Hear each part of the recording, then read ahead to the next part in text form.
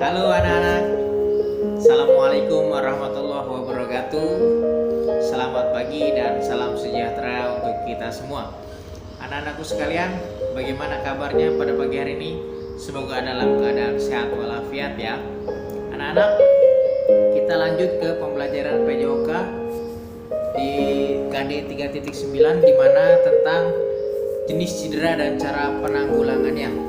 Oke, sebelum kita mulai pembelajaran pada pagi hari ini, alangkah baiknya kita berdoa menurut agama dan kepercayaan kita masing-masing agar apa yang kita lakukan pada pagi hari ini bisa bermanfaat di kemudian harinya. Oke, berdoa dipersilakan.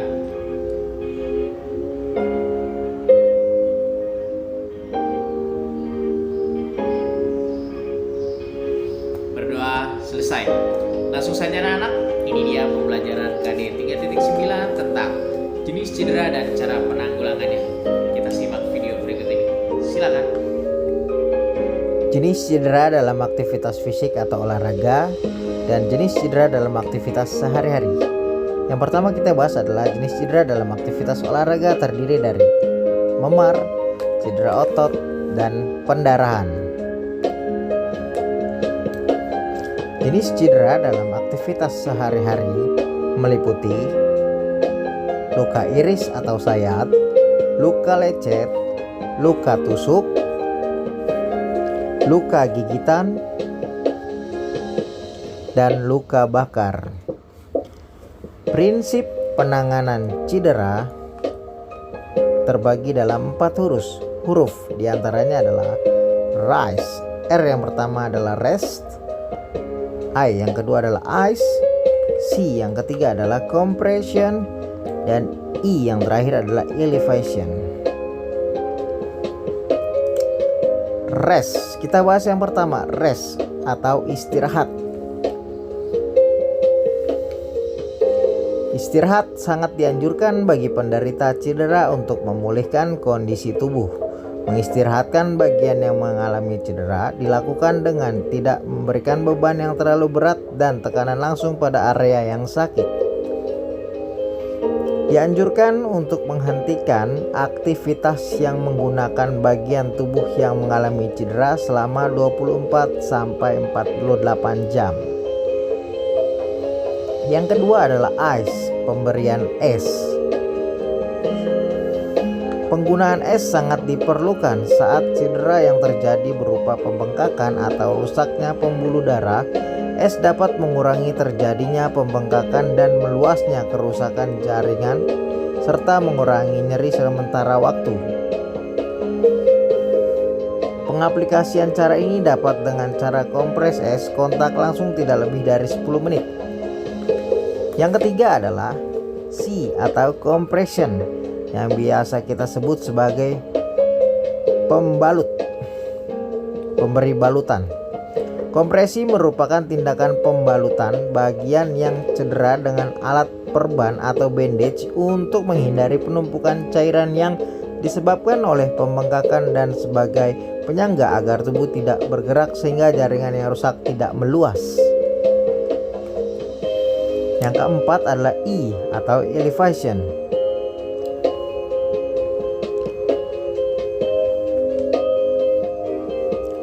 Elevasi adalah meninggikan posisi atau mengubah posisi ke yang lebih tinggi dari posisi jantung sehingga terjadi aliran ke bawah yang memfasilitasi pembuluh darah balik dalam bekerja. Elevasi mempunyai tujuan sebagai fasilitator suplai darah melalui pembuluh darah balik dari lengan dan kaki ke jantung. Selanjutnya pendarahan.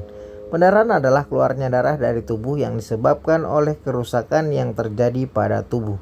Pendarahan terjadi karena pecahnya pembuluh darah akibat dari trauma, pukulan, atau terjatuh.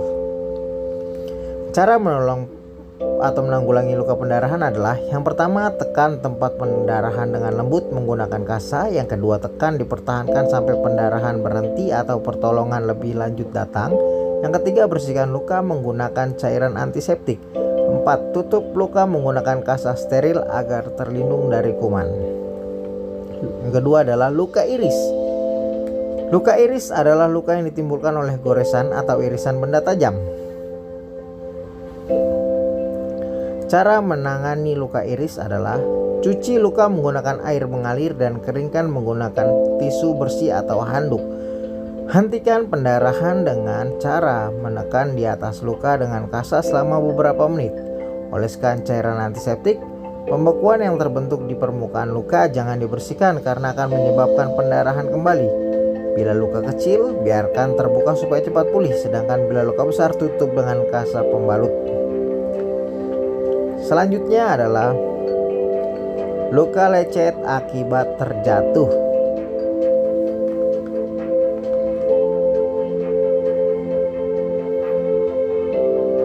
Pertama, cuci tangan sebelum membersihkan luka. Kedua, beri obat antiseptik kepada bagian tubuh yang terkena luka. Yang ketiga, tutup luka dengan plester.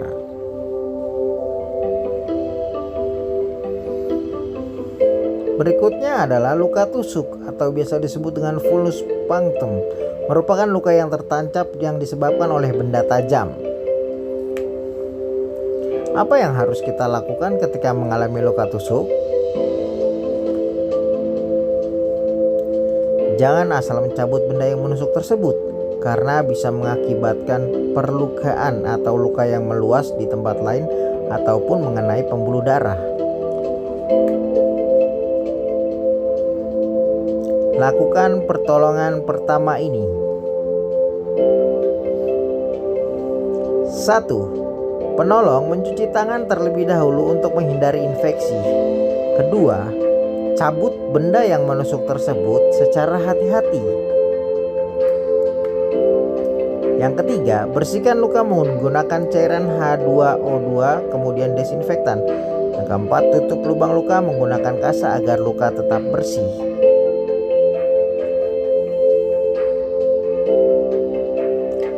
Selanjutnya adalah luka bakar. Luka bakar yang diakibatkan oleh terkena benda panas atau benda mendidih.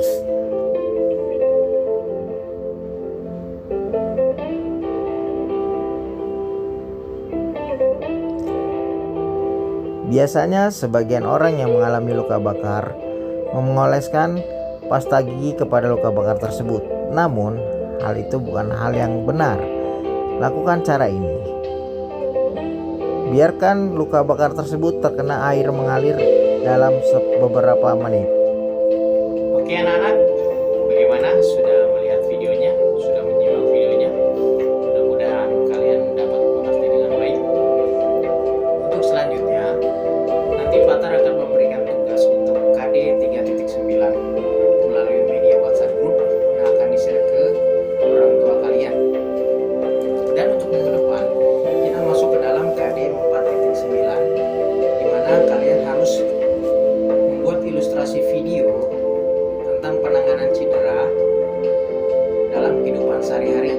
Kalian bebas memilih mau tentang luka iris atau luka sayat, tentang luka lecet ataupun tentang luka tusuk. Nah, di sini Bapak menuntut kreativitas kalian dengan memanfaatkan media yang ada di rumah sebagai alat atau bahan yang dimodifikasi untuk media pembelajaran. Bapak ambil contoh misalnya obat merah atau obat antiseptik. Kalian bisa gunakan botol yang diisi air dengan dituliskan obat merah atau obat antiseptik di bagian luarnya, dan mungkin bisa dengan handuk atau pakaian kotor sebagai pengganti kasa. Seperti itu ya. Mungkin itu saja yang bisa disampaikan, kurang lebihnya Bapak mohon maaf. Billahi taufik wal hidayah. Wassalamualaikum warahmatullahi wabarakatuh. Selamat pagi dan salam olahraga.